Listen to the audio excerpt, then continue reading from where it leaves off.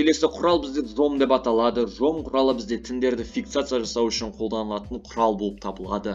Тіндерді қысу деңгейіне қарай эластикалық жомдар, тіндерді езуші раздавливающий жомдар болып екіге бөлінетін болады. Бұл мысалы жұмсақ эластикалық жомдар ішек қуыстарын қысып, оларды биологиялық сұйықтардың сыртқа төгілуіне мүмкіндік бермейтін болады. Келесі бізде ерекше бір жомның бір түрі, ол желудочный жом, немесе желудочный жом пайра деп аталатын болады. Бұл желудочный жом пайра бізде тіндерді езетін жом болып табылады.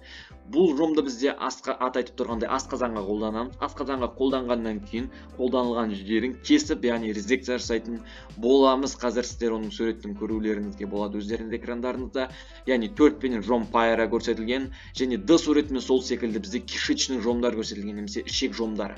Бұл бізде ішекке жасалған операцияларда қолданылатын болады. Яғни олардың прямой және